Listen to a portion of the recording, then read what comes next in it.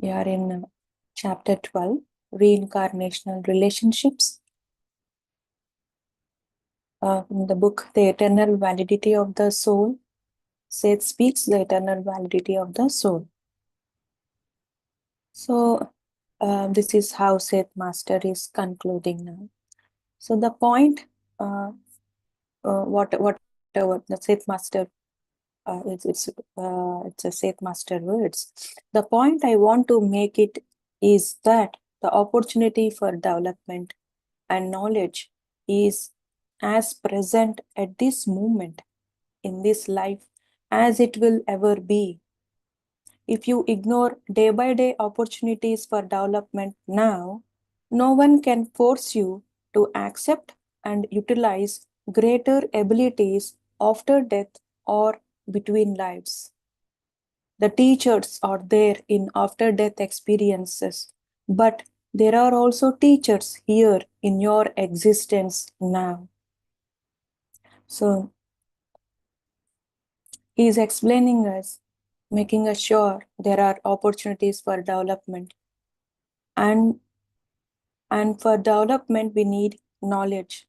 And knowledge is also available in the present life, in the present moment, not in the present life itself, but in the present moment. That's the reason many enlightened masters, they say, present moment is a golden moment. It's not in the past, not in the future, but in the present moment. So when we learn, when we be in the present moment, we can easily grasp the experiences and we can learn the lesson from it. And so there are teachers. We know there are teachers in the other realms, but he also says that there are teachers here in your existence now. So it's not the teacher who always support us, who always guide us, so we get the wisdom. He is not explaining about a guru here. One and only the one physical form, right? One physical form who explains us, who gives wisdom. But along with, there are like whoever gives us challenges. They are also gurus. And the nature is guru. Nature teaches us. Mahavtar Babaji, he once said, if you have the will, to learn, when you are open to learn, the whole universe becomes a teacher for you. Even you can learn from an ant. So initially, I couldn't able to understand it because I was not to that point. So gradually, when his teachings are flowing, when his wisdom is flowing, I started to see in that angle. So when I closely observed each plant, each leaf is a teacher, is a teacher for us. We can learn a lot from a tree. Selflessly, how it is selflessly working, how it is aligned to the nature, being in the present moment. And also we have received few messages from trees as well, from the nature, from the sun. So there are teachers everywhere. When we look into the person who is giving us greater challenge, look into the site as a guru.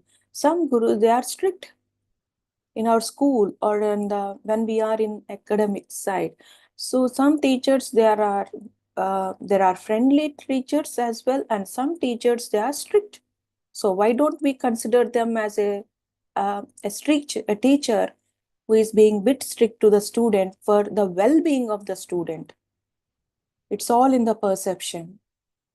And here I want to remind to myself as well, and also to share Mahavtar Babaji's wisdom. I know I have shared multiple times, but here let us recollect that lesson again. I mean, that wisdom again. So once he said, every experience, you have to consider it as a banana. So just like a banana. So he questioned me. He always questions me, so that whenever I give answers to him, so he used to correct me, make me to understand in the right way. So so he asked me, what you do with banana? So we peel it off and we take the fruit. So similarly, that what he said, similarly, all the experiences. So when you peel the banana, banana peel. So when you just try to take the fruit. So each peel, consider each peel as a place. One is a place, one is the things, and one is the people who gave you that experience. Do not do not hold them in your mind in other way. Okay, so as you take the fruit, just take the lesson and leave the peel. As you discard the peel, discard the peel. So just in the same way, leave the impressions on the people. Just leave the people. Don't carry them in your mind. And also the places and also the things that are connected to that experience. Only take the lesson and move on. This is what initially, that was my one of the lesson that he taught. So whenever I say a banana, I used to recollect his message. So whatever the XP, that's what even Seth Master is saying the same. Every movement is a learning, and even teachers are present here also. So when we are in that angle, so when we are open to learn, so even we can, as above, so below, isn't it? Whatever the mentality we are carrying here now, when we leave the body, we don't become something new or something great than the present, than the whatever the life we have led. But the same mentality we carry even after leaving the physical body. So so this is what, do not ignore. So if you say, do not ignore the opportunities for development now, and no one can force you to accept and utilize greater abilities after death or between lives. So it's completely, it depends on us. Now, uh, next, so each generation has its own purpose, he says. So to deepen its understanding of inner knowledge. So each generation, to deepen its, what is the purpose? What is its purpose? To deepen its understanding of inner knowledge, such as wisdom, spirituality, or consciousness. And what's the other purpose? To express the understanding in the physical world. So first they have to understand, and then whatever the knowledge they have gained, they will project and they will express their understanding in the physical form. How? So essentially, so we can say like human society, culture, and technology. So whatever it's present or in the past is a reflection of humanity's collective thoughts, beliefs, and aspirations. So these scientists, or who are the evolved souls, or say like how much the knowledge that we have gained, so we project it in the outside in form of inventions or changing the society norms and rules and norms. So we are not following the history now. So for every generation to generation, there are some changes, right? And these changes are the reflection of the inner knowledge of the generation, right? So the way civilizations, inventions, and societal structures have transformed over time, these changes are not random. So, or not random, or they emerged from the minds of individuals who shape reality based on the inner inner visions, dreams, and knowledge. So they with their knowledge, when they have enough knowledge, when an individual have enough knowledge, the same knowledge, or even a group, they will be the reason behind the greater change. There are so many examples, isn't it? We can take Mahatma Gandhi. He has taken a great weapon like non-violence. So before that, it's one generation who carried some techniques, who followed some of their beliefs regarding the freedom. And Mahatma Gandhi, so what is in his inner self, or his inner wisdom, his belief that through non-violence, without any war, we can get that freedom. So that's what. So for every generation is the inner reflection of that generation. When whatever the physical changes it's happening, it's the inner reflection. So as us, that's in the macro level, and in the micro level, whatever we are experiencing, it's our inner reflection. We have to underline that, we have to remind every time that all the experiences, whoever I am attracting, it's because of the reflection of my inner self, right? So history is the outward. So what's the history? History is the outward manifestation of the inner world of human beings. So our external world is a projection of collective consciousness. As people's understanding evolves, so does the world they create. So next, this is about the group, or the purpose of the generation. And coming now, so everyone, no, most of us, we think about maybe we wish, or some people, they want to know about their past lives, right? So in this, so Seth Master, is it necessary to know about our past lives? Is it necessary? So Seth Master, let's hear from Seth Master.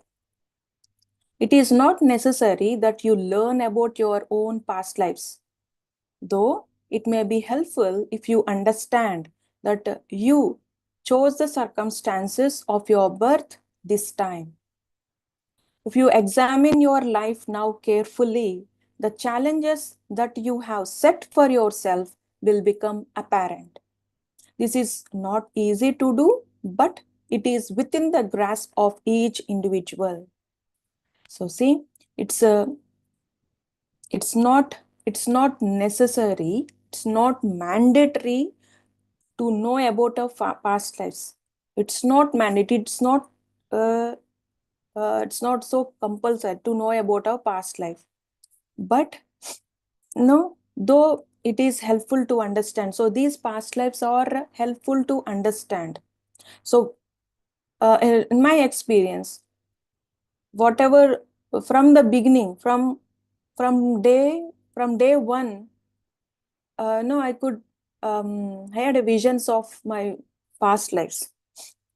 I was not excited. I was not something, so whatever, I was not like amused or something surprised. I don't know. But whenever the vision gets, keeps only one question in my mind. What is the lesson that I need to learn from this vision, from this past life? That's how I got to know, I got to know the wisdom, and also have changed a bit in this life, in the present life. So those lessons I have implemented in the present life. Only one thing that we have to know is the lessons.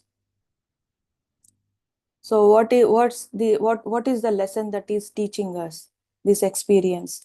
So in any circumstances of your birth this time, so it is helpful, but it's not necessary, it's not compulsory to learn about your past life. So how to know the lessons then? So he is telling us you have to examine your own present life. You have to, if you examine your own life now carefully, the challenges, whatever the challenges you are facing, so you have set up that, you have to know that you have set up it for yourself. Whatever we have, the challenges that we have planned here to before taking birth. So to know the challenges, just grabs the experiences. And when you notice the challenges, it will become apparent, it will become visible to you.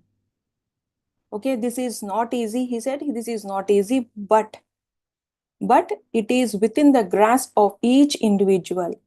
We can understand our lessons, we can understand our purpose, and and the path we have chosen, and there are multiple paths, but we are, am I in the right path or not? This is the question I used to think in, in the initial stage, in the initial phase of meditation. Am I in the right path or not? So this question, whatever the experiences in and out I'm having, so I was pretty much sure that yes, I'm in the right path. So we have to know, we have to even consider, not simply sticking to the past, we have to consider in the present moment, we have to consider the present life. That's very important. Now he is further explaining more. If you release yourself, if you release yourself from hatred, then you automatically release yourself from any such relationships in the future, or any experiences that are based upon hatred. So he's taking one emotion. If you hate something, if you transform, if you release that hate, now see what he said, we have to release that hate. That's not ours, right? That do not say like I hate. Do not attach I to certain emotions. You have to release that. When you release certain unwanted emotions which are not helpful to our growth, so when we release that, that's the lesson. So we have to know about ourselves completely. In order to know about ourselves, the one and only key is to meditate. Meditate and meditate for hours, so that you can understand yourself and the awareness. We need awareness. Simply meditation is not enough, and also the wisdom that helps us. Few wisdoms, automatically we can correct ourselves when we listen, or when we learn, or when we share our experiences. We can correct it automatically. And next is, we have to some things we have to, we need little awareness to work on ourselves. So like Patri sir said, meditation, spiritual reading, spiritual books, and sajjana sangatya, we need three, the combination of three. Along with that, a little bit of awareness. So he says, no, knowing your reincarnation and background, so SETH master, we have to listen this carefully, friends. Knowing your reincarnation and background, but not knowing the true nature of your present self is useless. You cannot justify or rationalize present circumstances by saying, this is because of something I did in the I did in the past. For within yourself now is the ability to change negative influences. So simply we can't say, though I got to know about my past life, if I am not at all changing my present, just I'm thinking, just I'm having the visions, I'm having known the past life, okay, this is what I have done in the past. But if I am not correcting it in the present life, that's useless, right? So, and I can't justify, I can't just say, okay, whatever it is in happening in the present life is because of the past deeds. I can't simply say and sit quiet. Yes, I have, after realization, so realization comes, So next thing is we have to implement the wisdom. Just realization is not enough. We have to correct it. See, like just, for example, a wall clock, which is not working properly, okay, which need to be corrected. The time needs to be corrected. So if I noticed, okay, this wall clock, okay, this I need to correct this time. I need to correct this clock, okay, to the correct time. I realized, and if I didn't correct it, will it work? Will it show automatically the right time? No. So manually, so physically, I need to correct it, right? So here also, just realization is not enough. We need to implement it, right? So each individual is not at the same level of achievement, and here no comparison at all. Each individual, he says, each individual is not at the same level of achievement, even at the end of the reincarnational cycle. Okay, so some adopt well. So there are simply like simple example, when we are at school, we are there, we do have multiple, so many friends. So the whole class will not perform exactly same and the same subjects, though they are in same class, though they are having the same teachers, same syllabus, same learning behavior, I mean pattern, method, learning method. But everyone has their own interesting subjects. So one excel in one subject, one at the end of the school, at the end of the academic year. So everyone, they have different marks, like the marks varies from one student to another student at the end. The same thing is, each individual is not at the same level of achievement at the end of reincarnational cycle. So some adopt physical existence easily, expressing their inner selves in tangible ways. So others struggle with this but may thrive in non-physical realms where their strengths are better suited. We all work in the astral worlds sometimes, we some who are some are not excel in the physical existence, physical realms, considering as per the norms of the society or to the family. So he is not performing to their standards, but who are not good at physical existence. So some, they excel in the non-physical realms, right? So this highlights the varied paths of growth across different levels of reality. So not only this physical reality, there are multiple realities. I had multiple experiences, even in dreams, that I be working there or learning in other realms. We all do have, but sometimes we forget our dreams. We all have this ability. So here we work at different levels, and when if I am good at other realms, okay, I am not as per here now. Maybe say like the technical stuff. Some are excelled in technical stuff, some are not. But who are not excelled in technical stuff, maybe they are good in other things, right? So that's what he said. So never, we should never compare, and never we should not judge. And also, why we should not judge, we have learned from the SETH master that some abilities we keep our dormant to enhance the abilities, whatever we wish to or whatever we plan to. So to excel that abilities, some abilities we need to keep it down, right? So there are like hardy souls, we called it as hardy souls. Hardy souls who thrive physical reality but struggle with non-physical realms.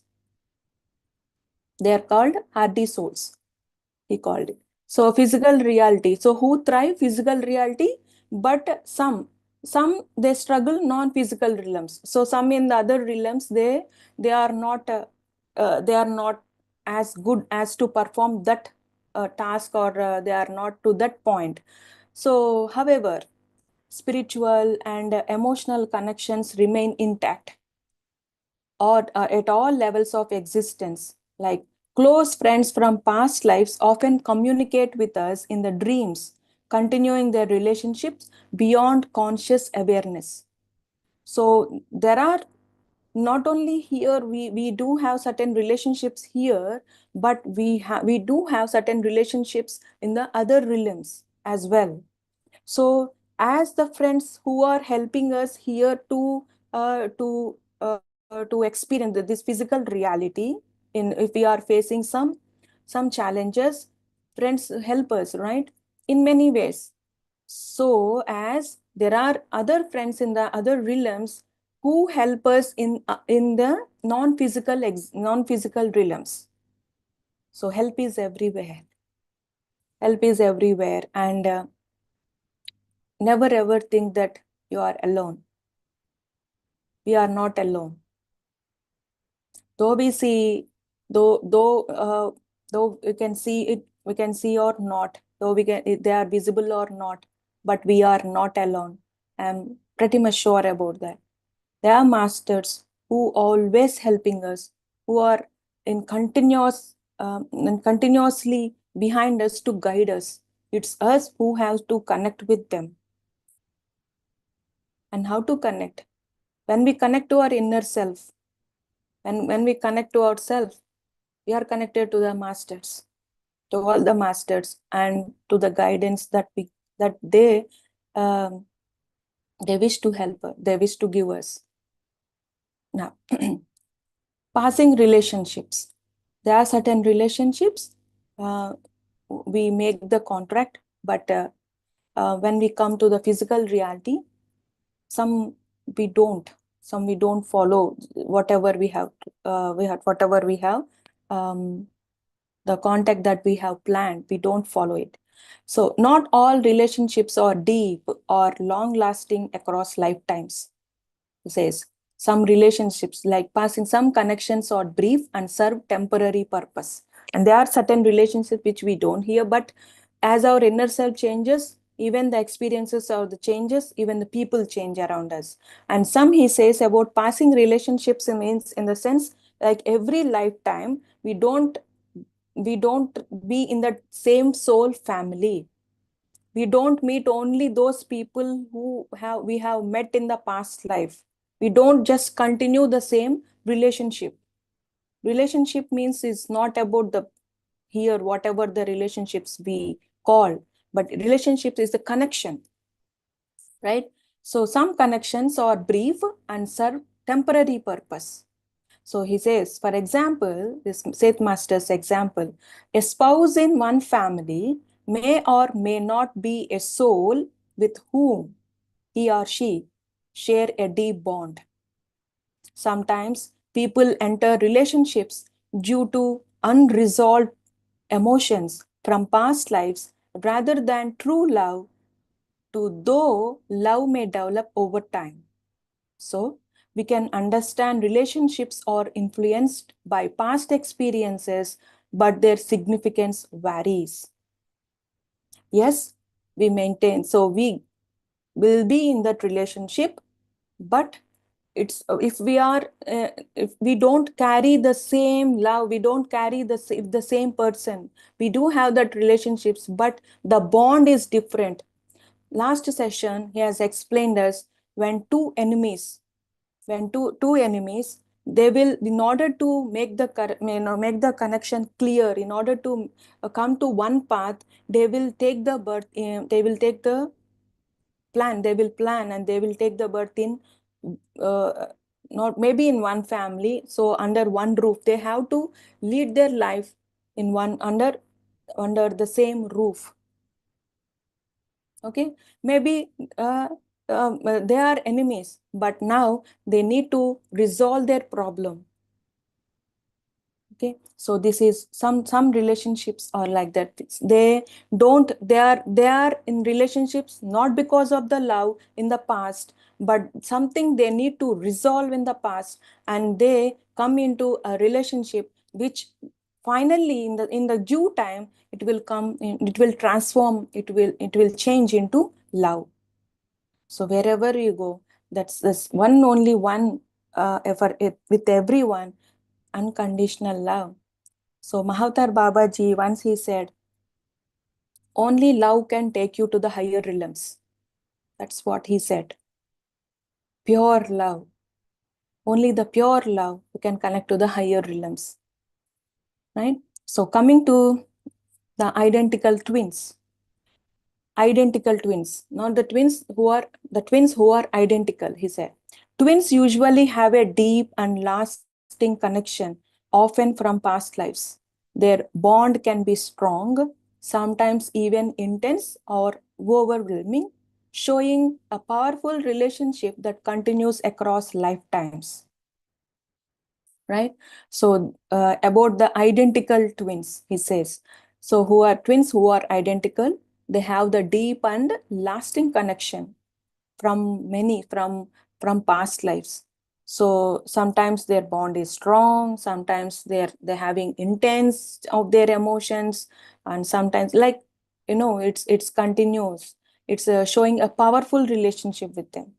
Now coming reincarnation. So what is this reincarnation? The purpose of reincarnation.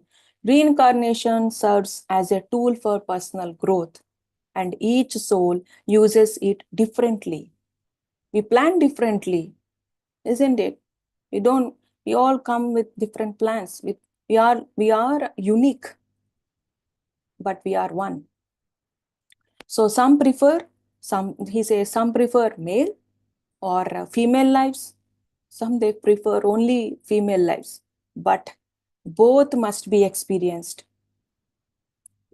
So we have to be equal. So male and female, both we have to experience. So challenges vary, and individuals develop strength in different areas based on their choices and experiences. And he says, life is not predetermined. Individuals choose their challenges. Some delay difficulties across lifetimes. So some they plan, some they delay in the sense they postpone. So they okay, this life, maybe not this lifetime. Okay, I will plan in the next lifetime. So all the lessons we have to learn, but it varies. It's completely on the soul's choice. So some delay difficulties across lifetimes, while others face them intensely. So some they take intensely in consecutive lives, in repeatedly. So next lifetime they have. So they wanted to resolve them faster. So in order to resolve, they don't delay it, but in fact, what they do is in every lifetime they bring certain challenges in every lifetime. So this is some souls they prefer like that. So some they prefer a slower approach. So facing challenges one at a time. So rest periods like peaceful lives. So they're not the afterlife rest periods he's speaking about. So Seth Master is speaking about the life they have taken. Rest periods is the less challenges or no challenges. Something no challenges in they will lead their life so smoothly. So those are called rest periods, like peaceful lives with the few difficulties. They do have difficulties, but not compared to other who bring uh, intense challenges. So these some souls they tend to bring these few difficulties, serve as preparation for future challenges. So they are preparing themselves for future next birth. We have to learn, isn't it? So next birth they will might be taking the challenges. So in between they will take the rest period. So with few challenges, with very few challenges, that means they are preparing for the next lifetime. And also maybe the preparation for the future, maybe the preparation for the next lifetime, or it's the reward for the past struggles. Anything we can consider. So maybe the reason, there are different reasons, right? So he's preparing for the future life, or maybe this individual has faced more challenges, has faced multiple challenges, a series of challenges in the past life, and this life, it's a reward that he himself given has himself a reward to having to lead a peaceful life. Those who appreciate physical life without attachment tend to thrive. That's what. And finally, Seth Master says the loss, LAWS, the laws of reincarnation are adapted by the individual personalities to suit themselves. I repeat this again. The laws of reincarnation are adapted by the individual personalities to suit themselves. There is no particular law that you have to take these lessons in this lifetime, or if you are planning certain characters, so if you are planning the design of this lifetime, so based on the design of this lifetime you have to choose these lessons. There is no certain law in a certain law of reincarnation. There are laws, but in choosing the lessons, in choosing the reincarnation cycle, there are no laws. If you are taken a female birth, next you have to take a male birth, you have to take a male form. So there is nothing like that. So consequently, this soul might take female, but one day, but means in one incarnation, at least this soul has to take a male birth as well. But the combination depends on the soul's choice. So with this, we came to an end of chapter 12, friends. Reincarnational relationships. Many combinations and permutations. I hope you have enjoyed this chapter. So next week, we will enter into one more very interesting chapter. Of course, all chapters are interesting, but it's like the name of the chapter is Reincarnation. Again, it's about soul, means it's all about reincarnation, right? So reincarnation, dreams, and the hidden male and female within the self, right? So this is all about today's session and also about this chapter. Anything if you want to share, your ideas or anything you want to share, you can unmute yourself.